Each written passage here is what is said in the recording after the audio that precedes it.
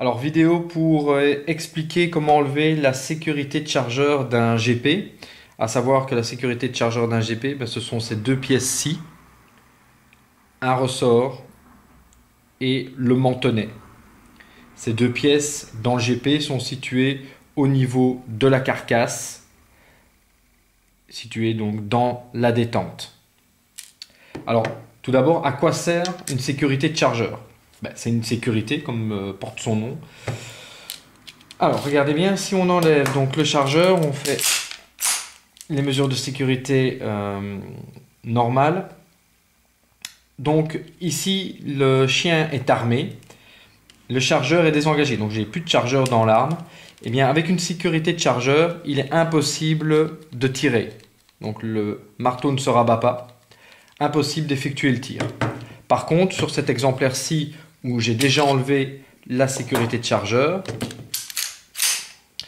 mesure de sécurité est bien évidemment avant tout, eh bien regardez, si je presse sur la détente, le coup part alors que le chargeur est désengagé. Donc, ici, le but, c'est pas de savoir si c'est bien ou pas bien d'enlever la sécurité de chargeur. Moi, je vous explique juste comment faire. Certains diront qu'une sécurité, c'est important et qu'il faut la laisser. D'autres, par exemple, au niveau de la police, préfèrent, à mon avis, préféreront l'enlever, puisque si, par exemple, le policier perd son chargeur, il y a quand même une munition qui est chambrée à l'intérieur, eh bien, il ne peut pas faire feu. Donc, c'est quand même embêtant en situation où le policier doit faire justement feu. Donc, ce qu'on va faire d'abord, pour que vous compreniez bien, on va enlever les deux glissières pour faire un petit comparatif. On va regarder l'intérieur, comment c'est fait, puisque justement,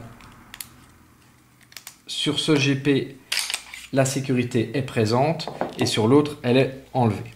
Donc, je vais avoir besoin de ceci pour vous montrer. J'espère que c'est visuel.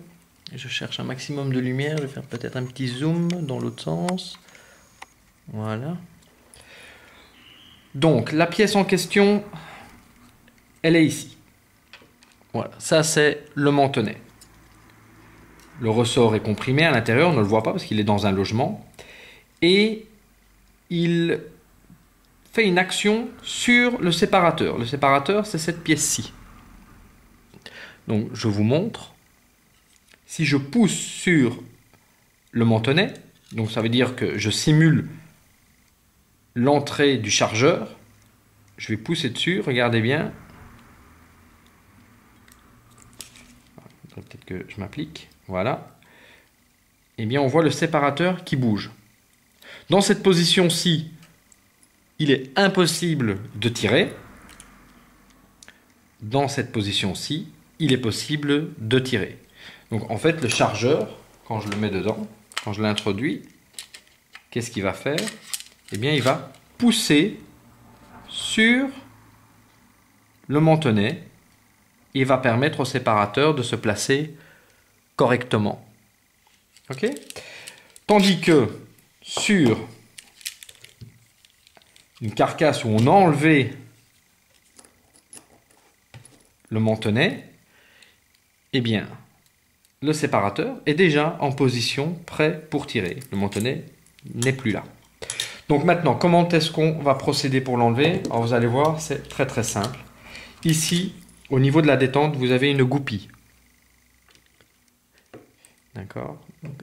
Je vais juste enlever le zoom. C'est dans l'autre sens aussi. Voilà.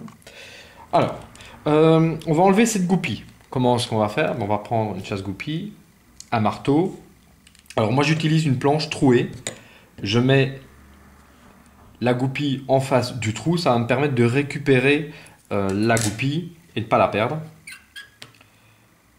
Alors, on se met dessus, on prend forcément un chasse-goupille de la taille de la goupille. Et voilà, c'est déjà fait.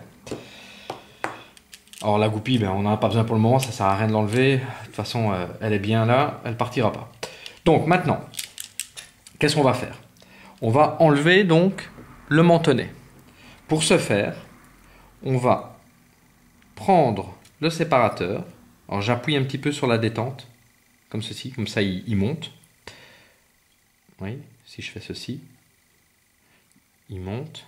Donc j'appuie sur la détente. Alors je vais mettre ma main en dessous parce que comme ça va me permettre de le récupérer. Donc avec mon pouce, je vais appuyer sur la détente. Je vais pousser le séparateur et le ramener par devant. J'explique pas bien, mais visuellement ça va le faire. Regardez bien, hop. Voilà. Ça éjecte directement. Ça va même très bien éjecté. Pourtant je l'ai tenu, enfin il doit pas être très loin. Regardez s'il n'est pas dans l'arme quelque part. Non, je le vois pas. Enfin soit. Alors, donc, le mantonnet a bien disparu. On replace le séparateur. Ben, vous voyez, là il se met vraiment bien. On reprend la culasse. On rebloque la culasse en arrière sur le cran de démontage. On replace l'arrêtoir de glissière. On relâche la glissière. Et là, on peut percuter. Alors vous allez me dire, oui, mais on n'a pas remis la goupille. Ben, en fait, la goupille, elle est on va la remettre, c'est pas un problème, mais elle est absolument plus nécessaire maintenant, puisqu'en fait, cette goupille tient justement le mantonnet. Donc, si on ne met pas la goupille quand il y a plus de sécurité de chargeur, c'est pas un souci. Mais bon, on va quand même la remettre. Alors, voilà, récupérer. Elle, je sais qu'elle est là. On retourne le pistolet dans l'autre sens. Je vais pré-engager la goupille. Voilà. Je vais prendre un chasse-goupille un peu plus grand.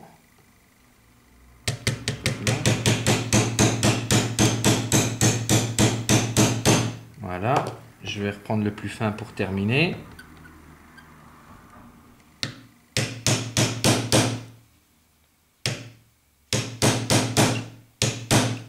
Voilà. Et donc l'arme tire sans le chargeur. Et voilà comment enlever la sécurité de chargeur d'un GP.